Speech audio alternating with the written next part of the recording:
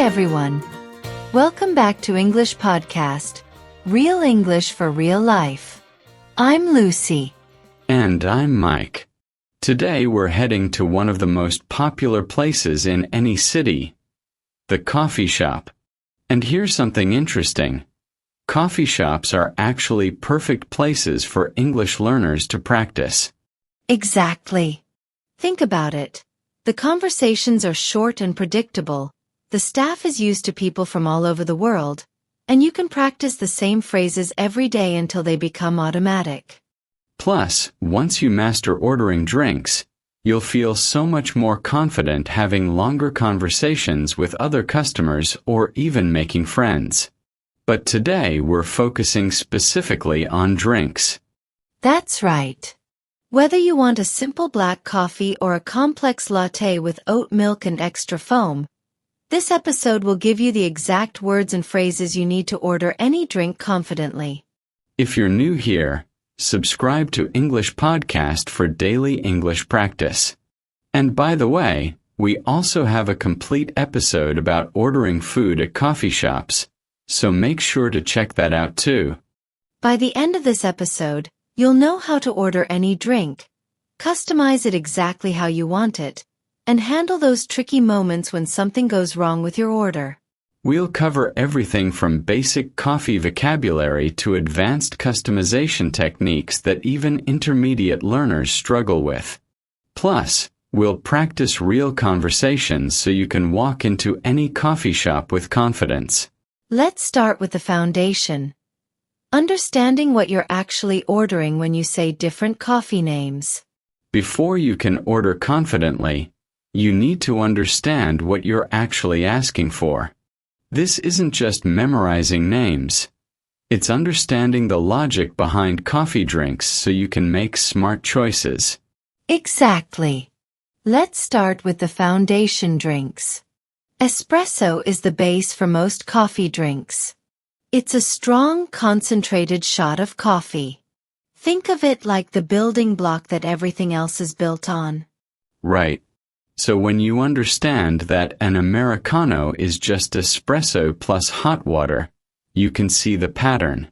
It's like a regular coffee, but made with espresso instead of drip coffee. This makes it stronger but not as intense as straight espresso.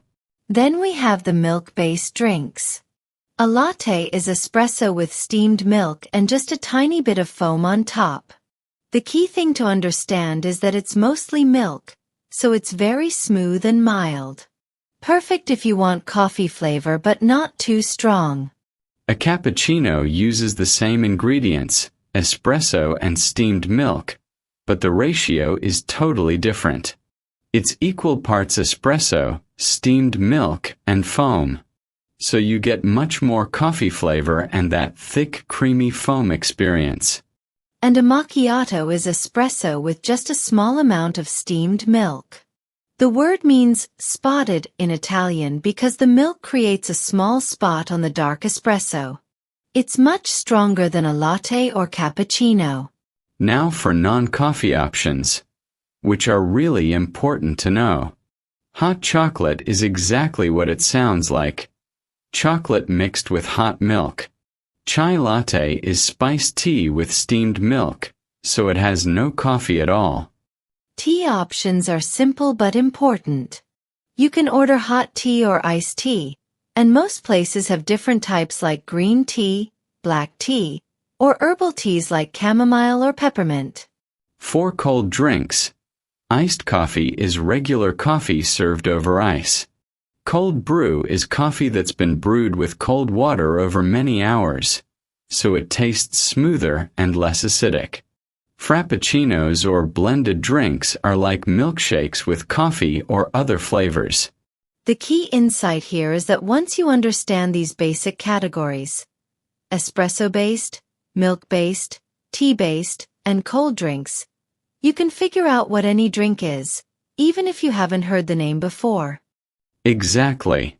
And speaking of names, let's talk about sizes because this can be confusing. Most coffee shops use small, medium, and large.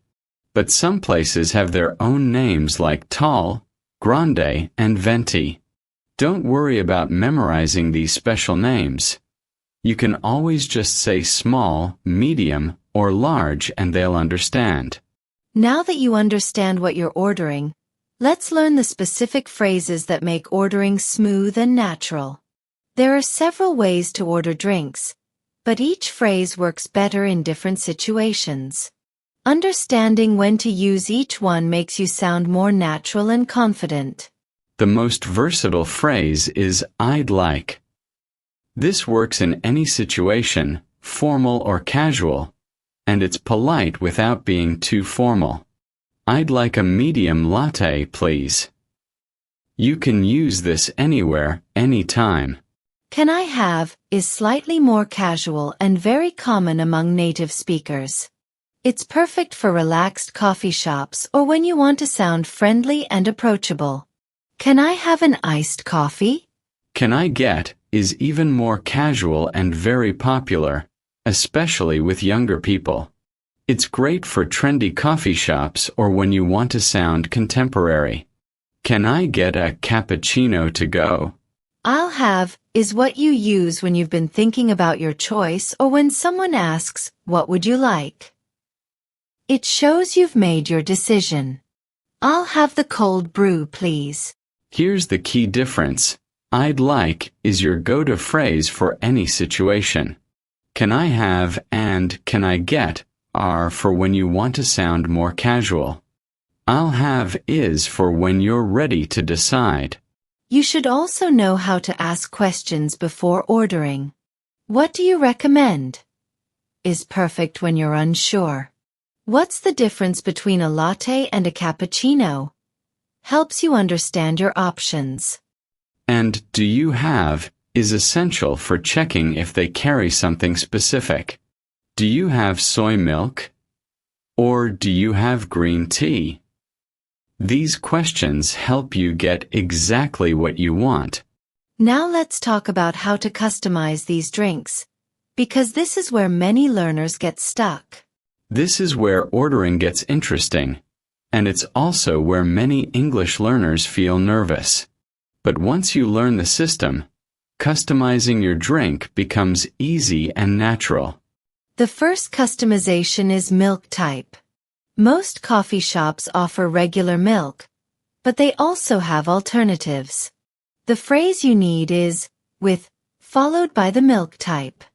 I'd like a latte with oat milk, or can I get a cappuccino with almond milk?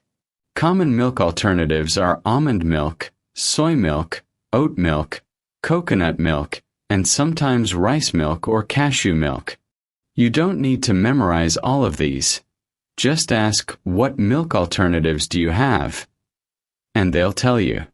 Temperature is another important customization. Most drinks come at standard temperature, but you can ask for extra hot if you want it hotter, or warm if you don't want it too hot. For cold drinks, you can ask for no ice or light ice. Sweetness is where it gets really personal.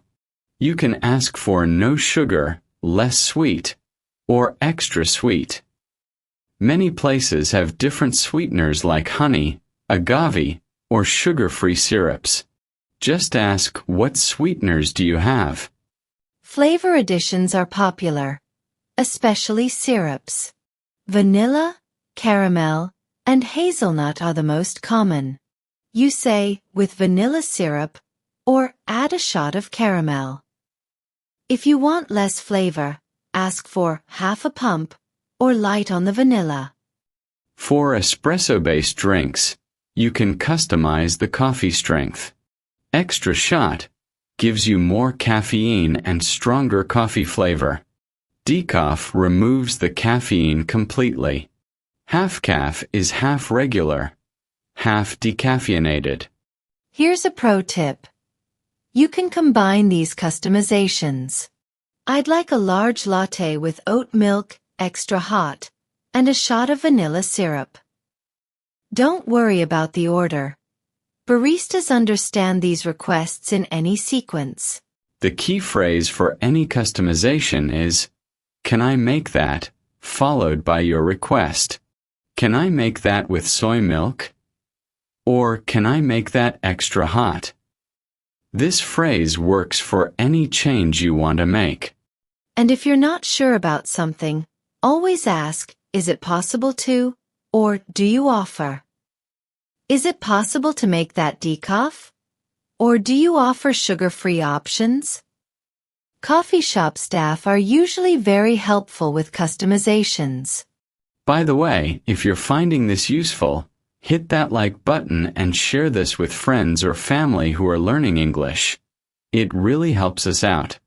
Now let's practice these concepts with some real conversations, so you can hear how everything flows together.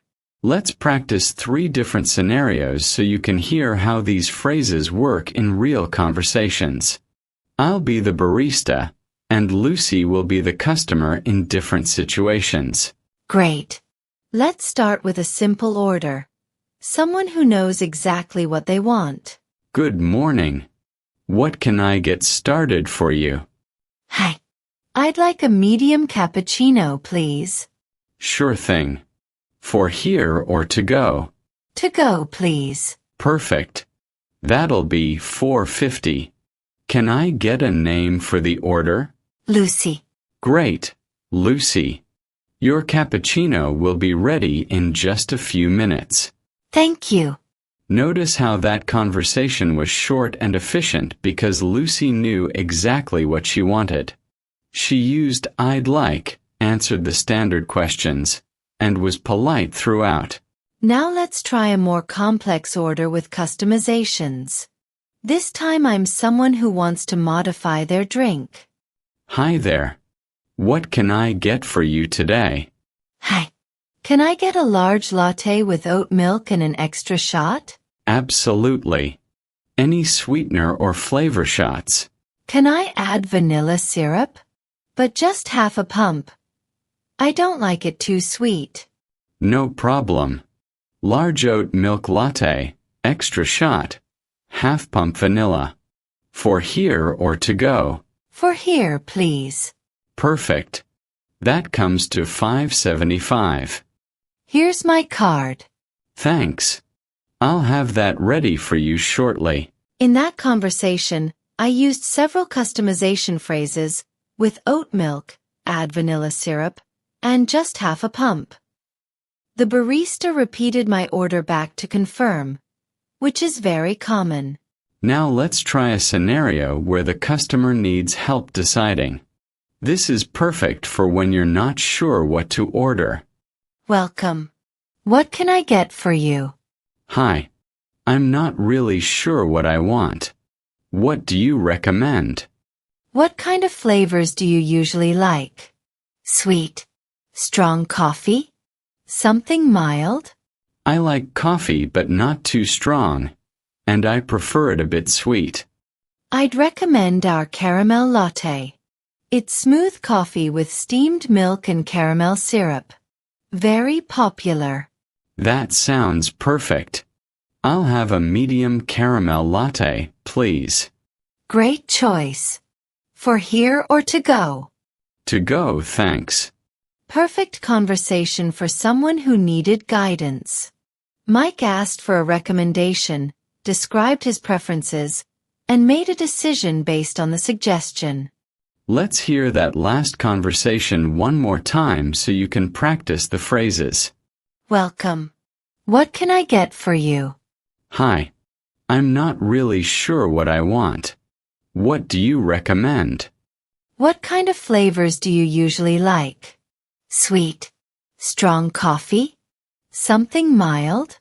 I like coffee but not too strong, and I prefer it a bit sweet. I'd recommend our caramel latte. It's smooth coffee with steamed milk and caramel syrup. Very popular. That sounds perfect. I'll have a medium caramel latte, please. Great choice. For here or to go? To go, thanks. These conversations show you the natural flow of coffee shop interactions. But what happens when something goes wrong?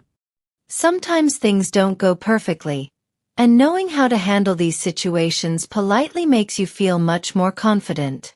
The key is staying calm and using specific phrases that help solve problems quickly. The most common problem is getting the wrong order. If your drink isn't what you ordered, don't just accept it. Use this phrase, "Excuse me, I think there might be a mistake with my order." This is polite but clear. For example, if you ordered a latte but got a cappuccino, you could say, "Excuse me, I ordered a latte, but this looks like a cappuccino." The barista will usually fix it immediately without any problems. Sometimes they don't have what you want.